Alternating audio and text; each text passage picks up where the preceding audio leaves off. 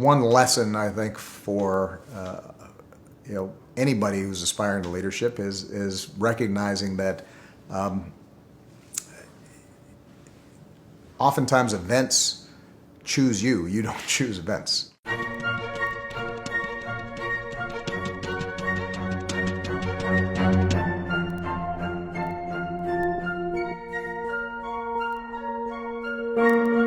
In January of 2009, when I was inaugurated, we were going through the worst economic contraction since the Great Depression, and the financial system had essentially shut down. The first thing to understand is the full context of how the financial crisis came about.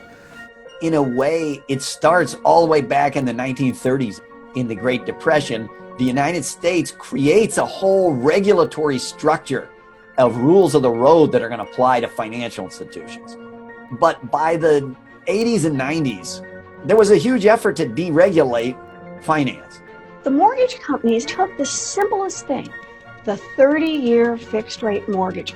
They made it real short, like you refinance it every 2 years and you have an interest rate that's real low at the beginning called a teaser rate, and then it jumps up and we don't actually find out if people can afford to pay for it. But it wasn't unique to mortgages, loans for cars or using credit cards.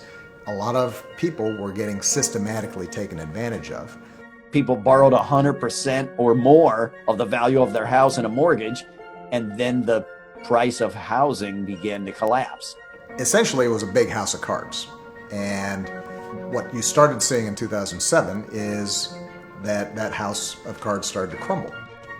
In a panic, people started pulling back on lending. Suddenly, employers couldn't make payroll. And so you had this compounding failure. And those things fed on themselves, raising the risks that the economy would fall into a Great Depression and the financial system would collapse. Our first job was to stop the bleeding and kickstart the economy, which is why we immediately started a stimulus package called the Recovery Act that put people to work, increased demand, provided tax cuts, started major construction projects, helped states with their budgets. The key thing about the president in this period was his ability to take the long view and recognize that even while the fires of the crisis were burning, we had to put in place a set of reforms and safeguards that would reduce the risk of it happening again. There were a series of systemic flaws in the financial system and how we regulated it that we had to get fixed. And that was the goal of Dodd-Frank. My administration is proposing a sweeping overhaul of the financial regulatory system, a transformation on a scale not seen since the reforms that followed the Great Depression. The big question was what will be in Dodd-Frank? Yes, it's a Wall Street reform, but it is called the Dodd-Frank Act. Dodd is Senator Chris Dodd, and Frank is Congressman Barney Frank.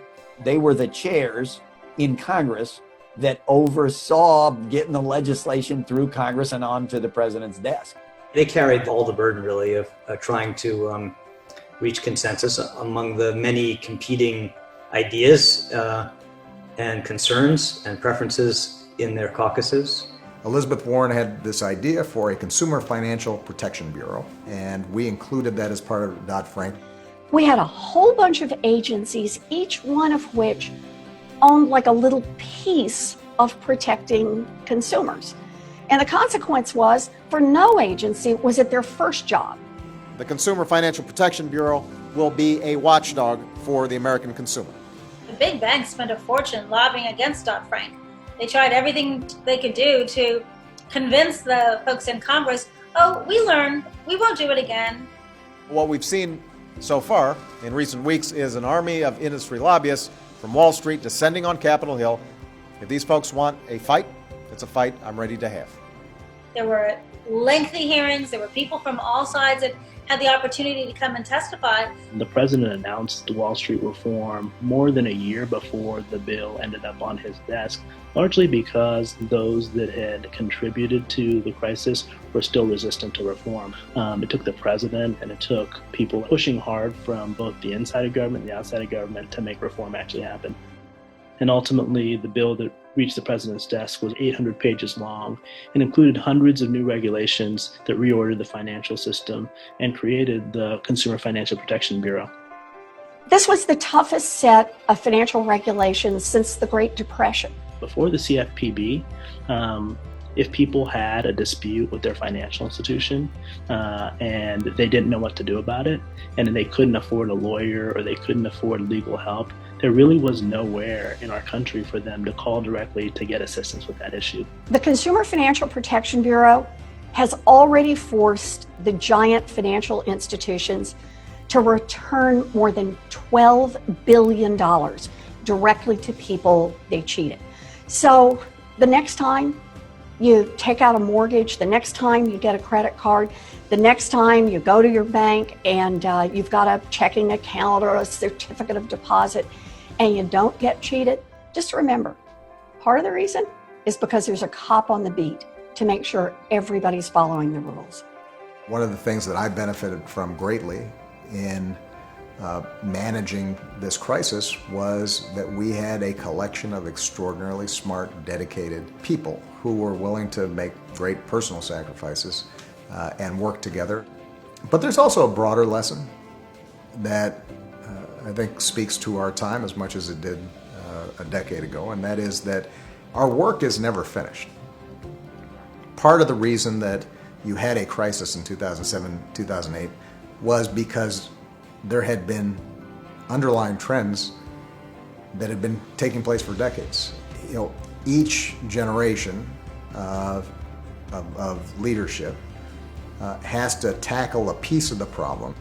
That's one of the reasons why at the foundation our focus is on developing the skills and the talent of young people who are working on a whole host of issues, because their work's never done, and hopefully the skills and training and insights that they develop and the experiences they have and the challenges they confront, that will then give them the tools they need not only to succeed but also then pass it on to the next generation, and we keep on handing off the baton, then things get better. Progress happens, and we can look back with pride in terms of what we accomplished.